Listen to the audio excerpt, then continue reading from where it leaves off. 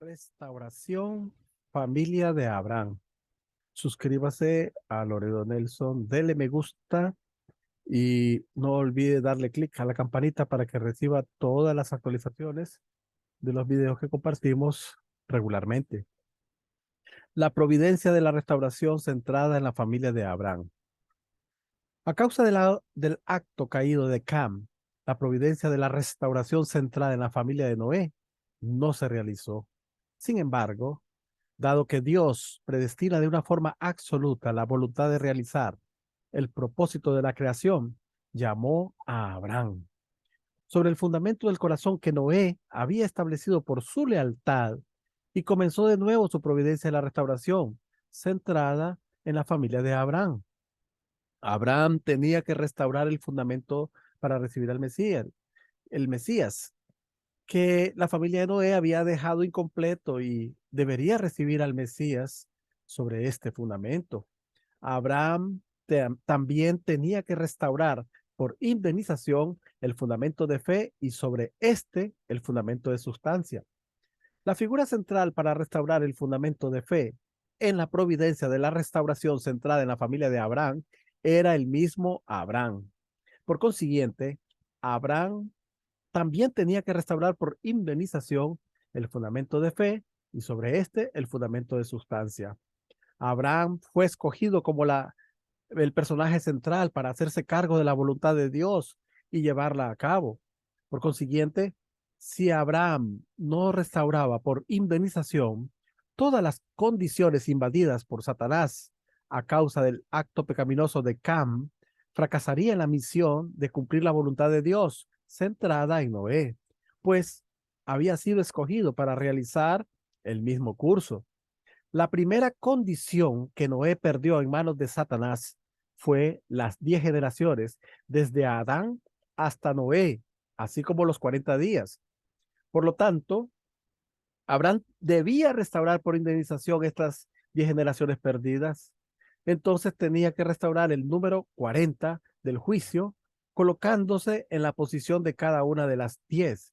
El cálculo de los 40 años para la restauración por indemnización de cada generación se originó a causa del fracaso de una generación, la de Noé, que debía ser restaurada a través de un periodo de 40 días. En el curso de Moisés, los israelitas restauraron por indemnización el fracaso de los 40 días de exploración en Canaán por el periodo de 40 años errantes en el desierto, números 14:34. Esto lo veremos cuando veamos el curso de Moisés. Al acortarse la duración de la vida humana después de Noé, la época en la cual se había restaurado 10 generaciones en un periodo de 1600 años, pasó a ser la época en la cual las 10 generaciones se podían restaurar en un periodo de 400 años. Leemos en Génesis 6:3, entonces dijo Yahvé, no permanecerá para siempre mi espíritu en el hombre, porque no es más que carne, que sus días sean 120 años. Dios escogió a Abraham en lugar de Noé después de un periodo de 400 años de indemnización y 10 generaciones a partir de Noé. La segunda condición de la que Noé se vio desposeído por Satanás fue la posición del padre de la fe, así como la posición de Cam, que se hallaba en el lugar de Abel. Por consiguiente, Abraham no podía colocarse en la posición de Noé, a menos que restaurase por indemnización la posición de Cam y la del padre de la fe. Para ello, Abraham, sustituyendo a Noé, tenía que ofrecer un sacrificio simbólico con fe y lealtad, tal y como lo hizo Noé construyendo el arca. Dios tuvo también que dejar a Cam en manos de Satanás. Cam estaba en la posición de Abel, a quien Dios amaba. Tanto Abel como Cam eran segundos hijos que desempeñaban el papel central en las ofrendas sustanciales. Por lo tanto, Dios a su vez tuvo que tomar, conforme al principio de restauración por indemnización, a los que se hallaban en la posición de ser más amados por Satanás. Por esto, Dios llamó a Abraham, el primer hijo de Tera, que era un fabricante de ídolos. Lo leemos en Josué 24, del 2 al 3. Abraham era el personaje que representaba al Adán restaurado, porque era el sustituto de Noé y naturalmente del mismo Adán. Dios bendijo a Abraham. Leemos en Génesis 12, del 1 al 3. Vete de tu tierra, de tu patria y de la casa de tu padre a la tierra que yo te mostraré. De ti haré una nación grande y te bendeciré. Engrandeceré tu nombre y sé tú una bendición. Bendeciré a quienes te bendigan y maldeciré a quienes te maldigan. Por ti se bendecirán todos los linajes de la tierra. Entonces se multiplicarán en una gran manera, como una gran nación, nacerá de él, del padre de la fe, que sería Abraham, que sería fuente de bendición, tal como Dios había bendecido anteriormente a Adán y a Noé. Por lo tanto, después de esta bendición, Abraham, en obediencia al mandamiento de Dios, dejó la casa de su padre en Harán y entró en Canaán con su mujer Sara, su sobrino Lot y todas las riquezas y personas que pudo tomar de su casa. Así Dios estableció el curso de Abraham como el curso modelo de Jacob y Moisés, que seguirían más tarde. Es decir, restaurar a su mujer, hijos y riquezas, llevando a Canaán todo lo que había arrebatado al mundo satánico, Harán y Egipto, bajo circunstancias difíciles. Esto anunciaba el curso futuro de Jesús, a saber, restaurar a todos los hombres y cosas tomadas del mundo satánico y llevándolos al mundo de Dios. La ofrenda simbólica de Abraham.